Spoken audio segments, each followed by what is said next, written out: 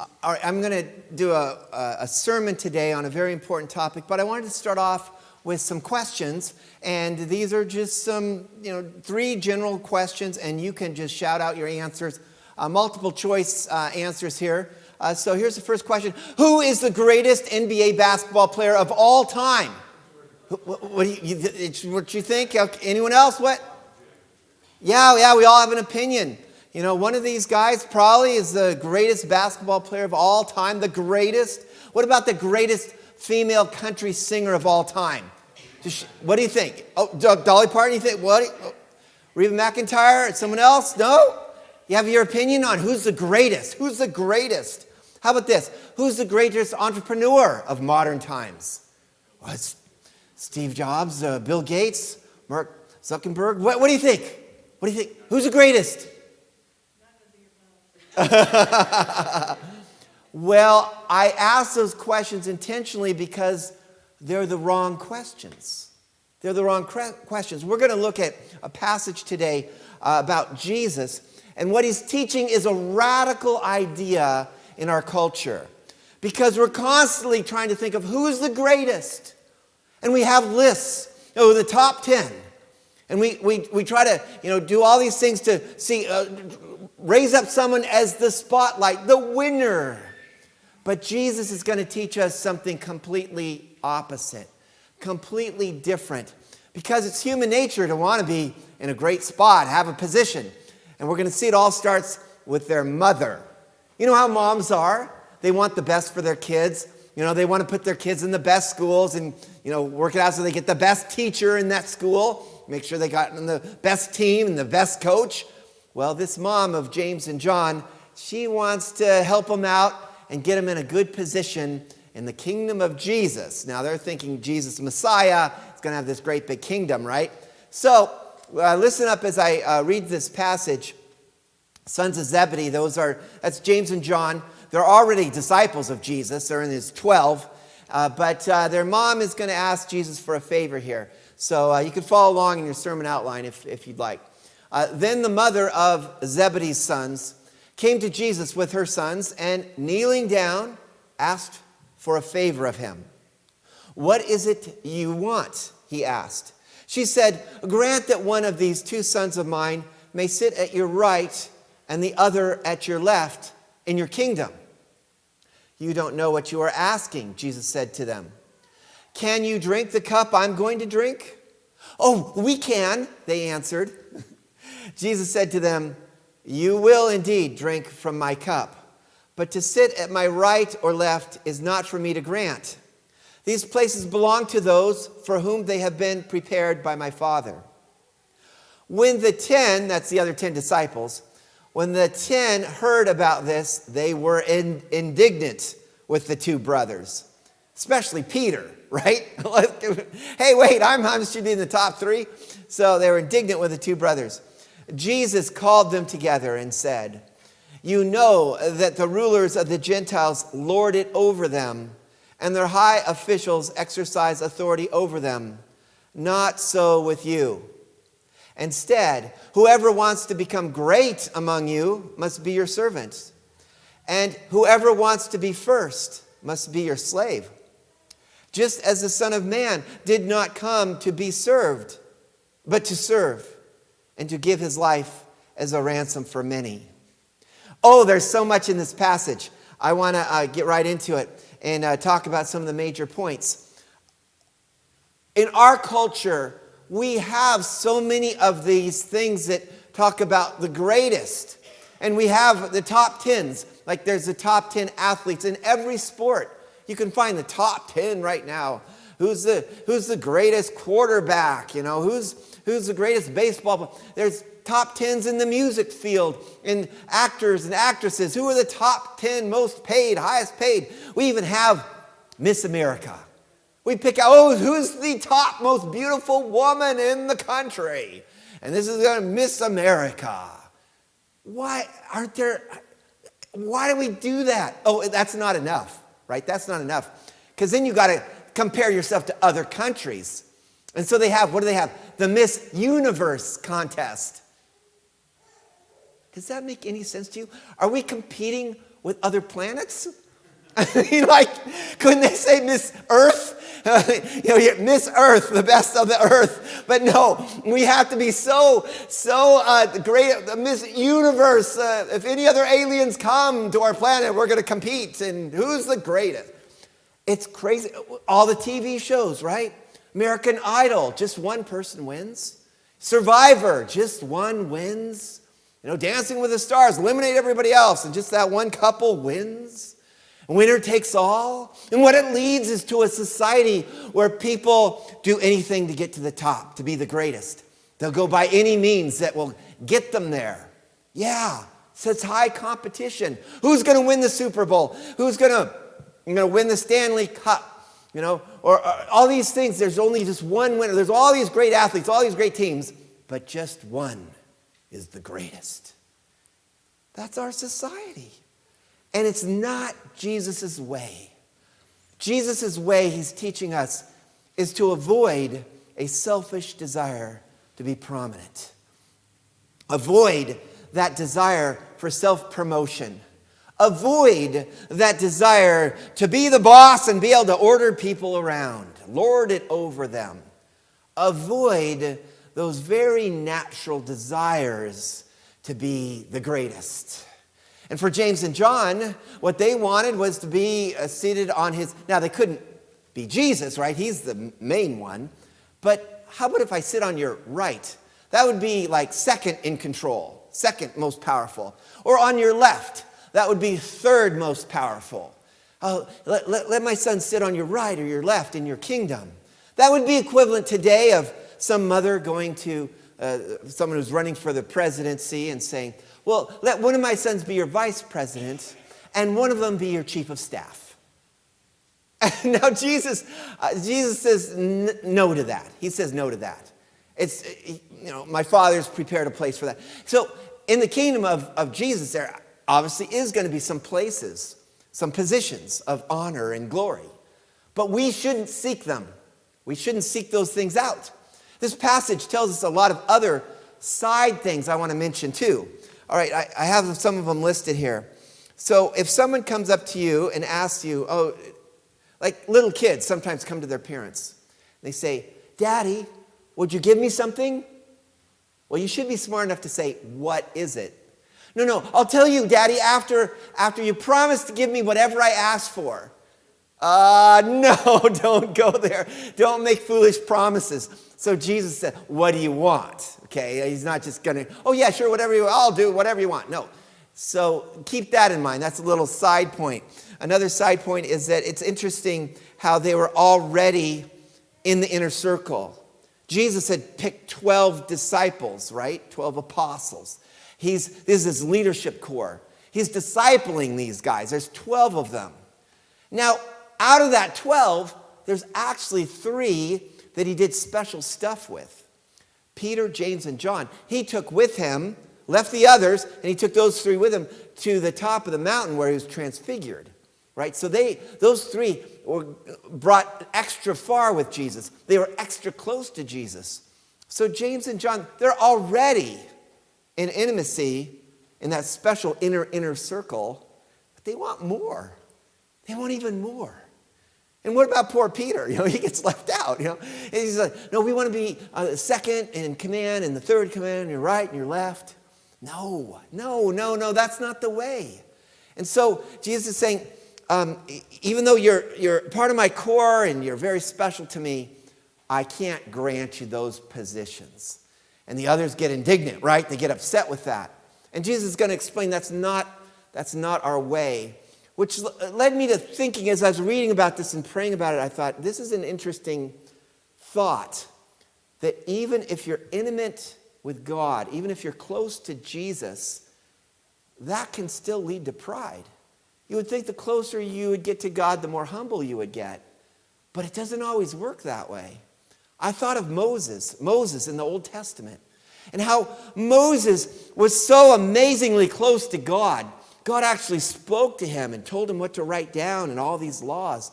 And it says in the Old Testament that Moses would meet with God, and when he'd come down from the mountain and go back to where the people were, his face would glow. His face would glow. And so he'd come down and his face is glowing. And the people would go, whoa, look at Moses. He's been talking with God and now his face is glowing. And then it says Moses would put a veil over his face. And the reason he put the veil over his face was because the glow would fade. And he didn't want the people to know it was temporary. A little pride there, isn't there? Isn't it? It's a type of pride. And that, watch out for that. Because a lot of us, we want to be close to God, and that's a good thing. We want to have intimacy with God. But it can lead to this pride. Well, I should be second in command. I should sit at your right. And so no matter how close you get to God or what experiences that you have with God, be humble about it. It's the case, I thought of the Apostle Paul too. And Apostle Paul says that God had to give him a thorn in the flesh. We don't know exactly what that is, but it was something he didn't like. It was a terrible thing. He prayed 3 times that God would take it away, and God wouldn't. I'm going to keep you with this thorn in the flesh, because it says that he'd had these visions, these spectacular supernatural visions, and in order to keep him humble, God gave him the thorn in the flesh. So Paul even had that tendency of getting prideful over those experiences with God. And I've talked to people and they say, oh, let me tell you about the time I met an angel. They like to share about those angels and those visions that they've had. And that's not a bad thing, but I'm just saying, watch out. Watch out. This story is teaching us. Avoid becoming prideful and wanting those positions of power. We need to be careful of that. Okay, Jesus is teaching us to be the greatest, you must be the last, the servant of all, that God honors those that are low and humble. And we don't want to be seeking our own position or our own glory. God wants us to redirect our ambition. That's an interesting thought too. If you look back at the passage, Jesus does not say have no ambition. Jesus says if you want to be great, he redirects the ambition. If you want to be great, be the servant. Do you understand that? So there's some people that go too far the opposite way, and they're like, well, I want to be humble. I'm going to be really meek and mild and do nothing. I just won't be involved in anything. That's not what Jesus is saying. He is redirecting our ambition. Ambition in itself is not bad. It's when it becomes selfish, when the ambition is all about me gaining glory. That's when it becomes bad. But it's good to actually have ambition if it's God's type of ambition. Ambition for the ministry, to redirect your desires and wants. I want to be great, so I'm going to serve. I'm going to be a slave to other people. I'm going to get involved and do the jobs that no one else wants to do. Those are the type of things that make for greatness. And that's what Jesus is doing. He's not taking away ambition, he's redirecting it. It's like a horse. Okay, there might be a big, strong horse. And it's running all over the place, right? It's over here, that's our human nature. We want to be glorified. Look at me, running over here, running over there. But what Jesus says is put a bridle on it. Tame the horse. Tame that ambition. And so it's focused in the things that God wants you to do. Focus that ambition in the right directions, in humble service, in ministry. All right, so there's more to it. I want to talk about how I believe that this principle relates not just to individuals, but to organizations. Church and mission organizations should be structured so that they don't promote this pride. And I say that because a lot of times churches and mission organizations organize around the same principles as businesses. And maybe that will work.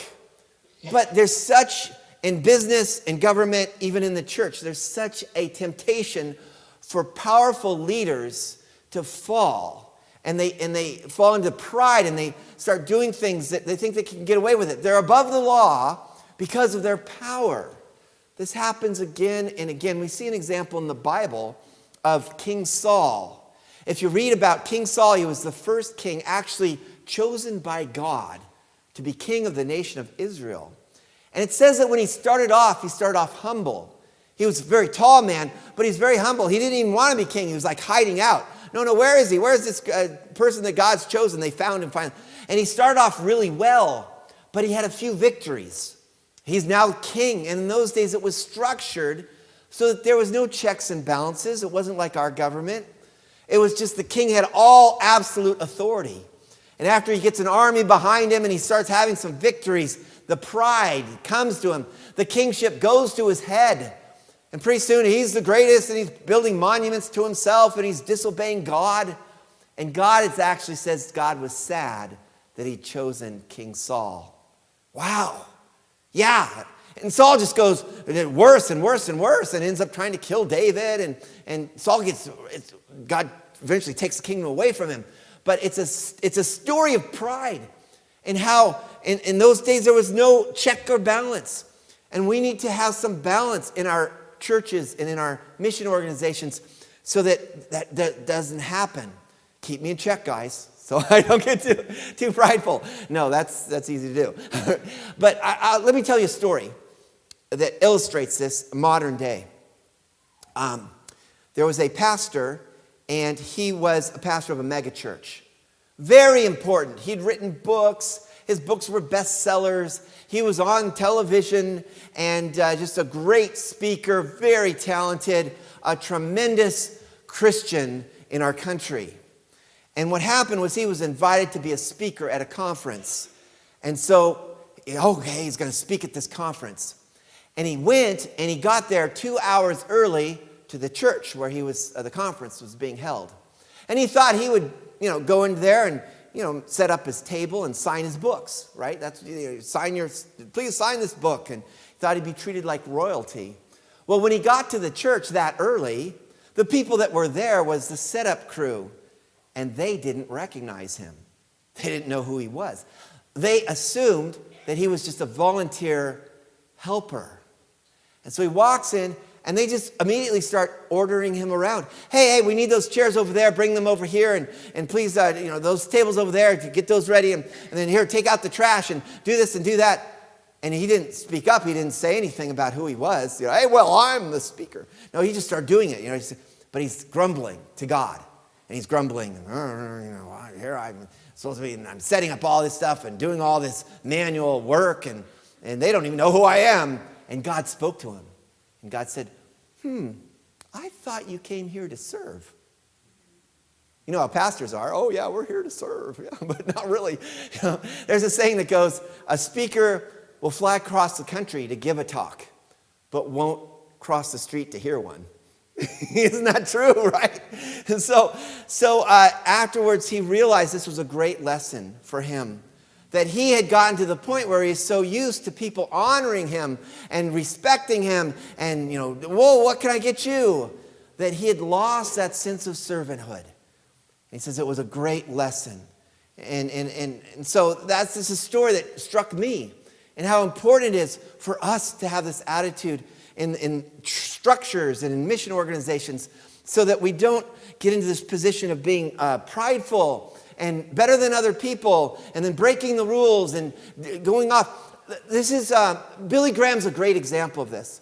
When he started his evangelistic organization, you can read about it, that he got a few of his key people together, and they said, let's set up some rules that we will follow to avoid the mistakes of other evangelists. Because evangelists had a reputation of doing terrible things and greedy for money and all these things that they'd done in the past that had ruined their ministries. And so they sat down, and I can't remember all the rules, but I know one of them was that he would not take any percentage of the offering. There were evangelists before that. They got a certain percentage of the offering. It would go to them. No, we're not going to do that. Or they would get the money from their books, and they'd get very rich off their books. No. All the money from Billy Graham's books went back into the ministry. So Billy Graham was set on a certain modest salary that the board said, okay, this is going to be your salary. It's going to be modest. And so they did all these different things, and all our finances are going to be done properly. We're going to have an audit every year. All the things like that most churches that are doing it right do. You're very careful with your finances. So they did all those. Like another one was he would never travel alone. And he would never go into a hotel room alone. Always traveled with other people so they could watch him and protect him from those other kinds of temptations. They did a whole bunch of rules like that. They set up their organization to avoid it. And you know what? He lived to be 99 years old. And you know, at the very end of his life, everyone respected him because he proved to be a man of integrity. And part of it was the way that they structured their organization. Yeah, we're careful about it. So I think this verse speaks to that as well, and that we should avoid those feelings of superiority. Here's another point. God's ways, get low to go high. Right? This whole teaching is great for English. Seems like contradictory. Down is the way up. What are we saying there? Get low to go high. Down is the way up. The greatest is the servant, or table waiter. The first is the slave. It's a great way to phrase things because it sounds like, well, that can't be right. But when you really think about it, Jesus is talking about that in God's view, those that are serving, those that are sacrificing, the servant leaders, those that are humble, those are the ones that God respects the most. Those are the ones that God's going to honor the most.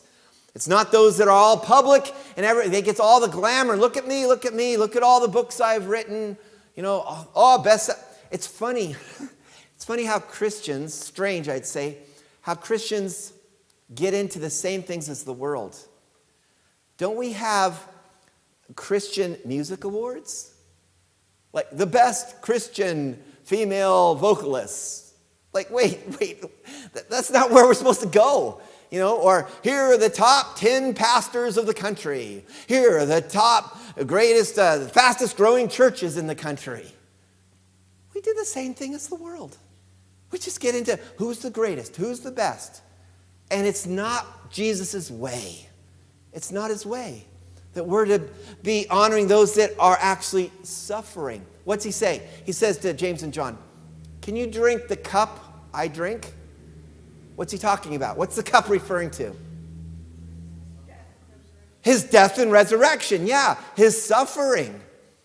And in the Mark's version, he says, can you be baptized in the baptism I'm baptized with? The baptism is the same thing. It's the suffering of Jesus. And of course, James and John, how do they respond?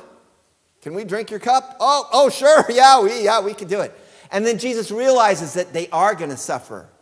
Yeah, James is going to be executed pretty early on. And John, although he dies a natural death, he's going to be on the island of Patmos and imprisoned. And there's going to be all kinds of suffering. Most all the disciples ended in martyrdom. You know, they were tortured to death. And so, yeah, they will be just like Jesus. They're going to drink his cup. And so they go, yeah, we can do it. And then Jesus realized, oh, well, they will, won't they? But that's not for me to give out. But the thing interesting about that is that it's suffering that leads to the greatness. And I think in our society, we honor those that are the big authors and have the big churches and the big ministries. But really, we should be honoring those that suffer the most, that really are suffering. And I think of people like Mother Teresa. Now, she did get a lot of publicity later on in her life because what she was doing was so amazingly different. But if you read about not just her, but all the other nuns that were serving in her order, they lived in poverty, helping the poorest of the poor. They would take care of the babies who had AIDS. You know, in India, the people that were dying on the streets, they'd take them in and care for them until they passed. The lepers, they were taking care of the lepers. And the people that no one else wanted to take care of, they humbled themselves to serve like that. Now, it's not just Mother Teresa, but all the people in that order are amazing in their willingness to sacrifice and even suffer. Those are the type of people that we should be honoring and looking to as examples. I'll give you another name, Jackie Pullinger. Jackie Pullinger is a model to me. What she did was amazing. You can read her book. It's called Chasing the Dragon. She was just a young girl and said, God, I want to serve you. And someone said, well, why don't you get a boat that goes around the world and just get off where God tells you? And so she got to Hong Kong, and God said, get off here. Hardly any finances, hardly any backing, just goes into Hong Kong and starts living in the worst, most dangerous part of Hong Kong, the inner city slums that were controlled by the gangs and drugs all over the place, and every girl's just about a prostitute. It was horrible. It was so dangerous. And she starts ministering to people in Hong Kong in the worst slum. And it's amazing miracles that happen, all these people that eventually get won to Christ. But for years, no one changed. For years, they would wreck everything. They'd break into her place and just destroy everything that she'd built up. Amazing story of just determination and keeping with it. Jackie Pullinger. Yeah, hardly anyone's heard of her, right?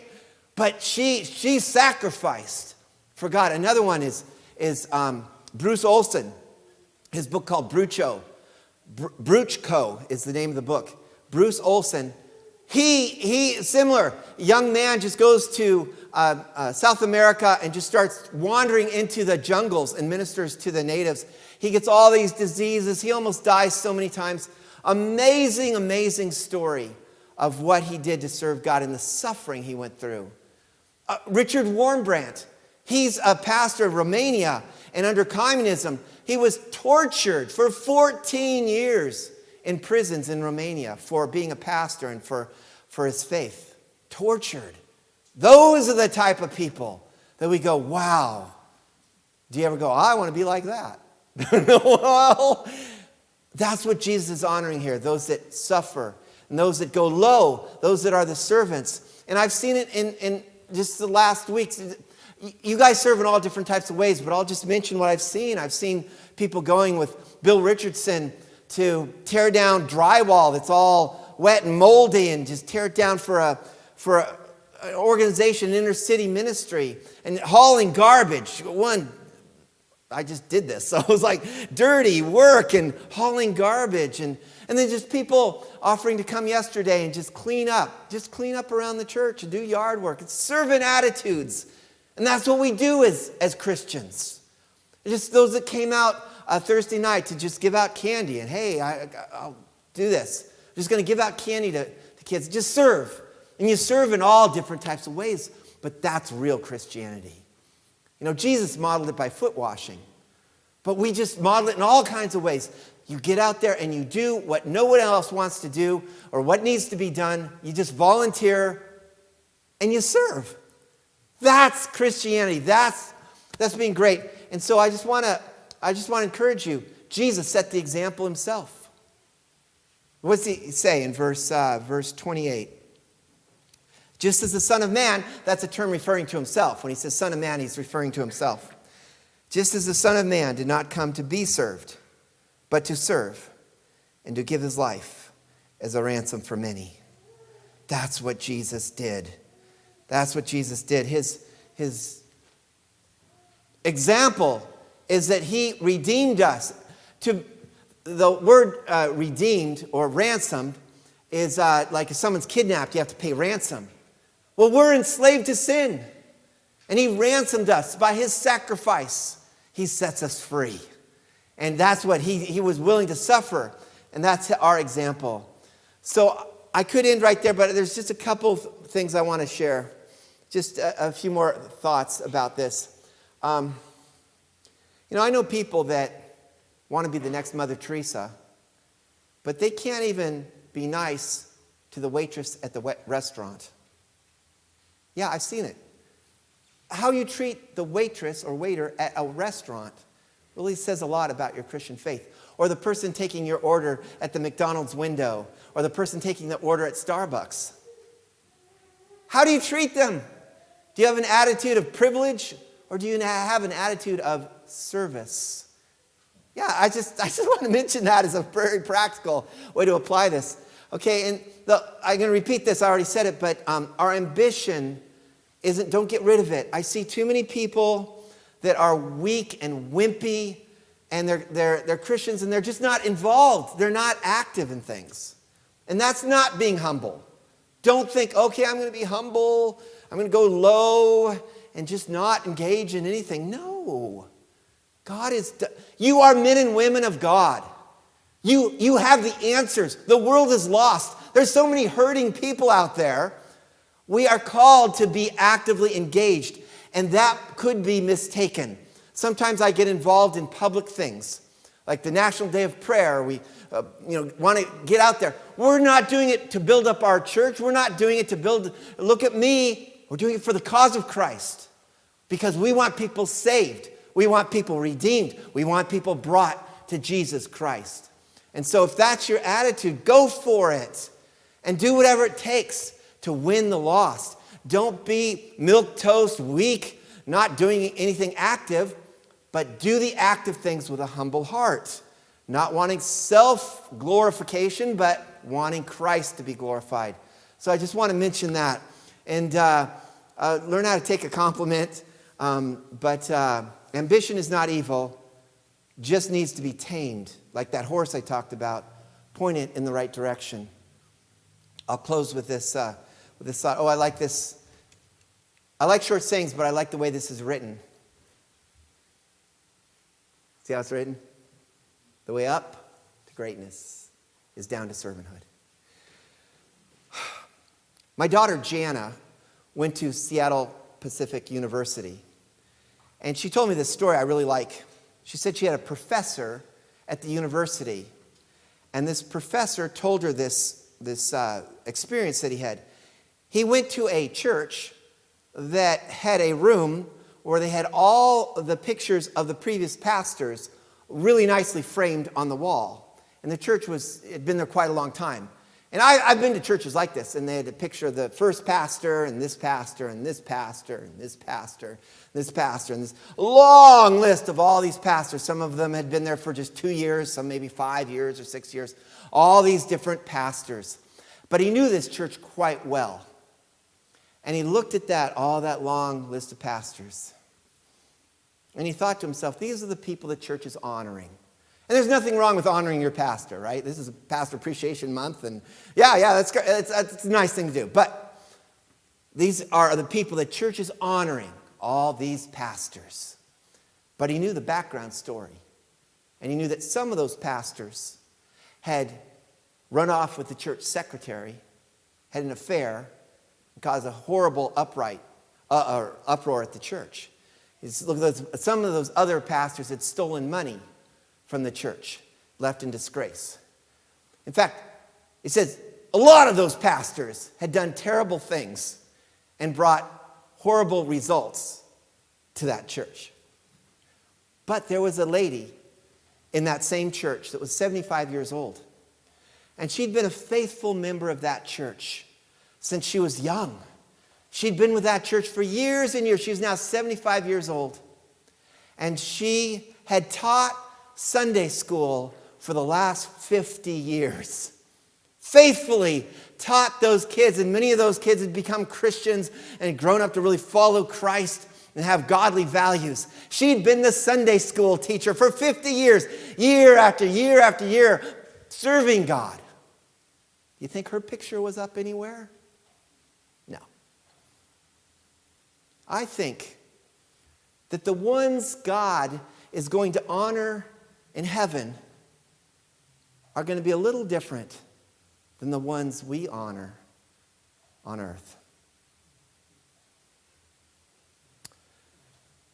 So live your life in such a way that when you die, even the undertaker will be sad. Heavenly Father,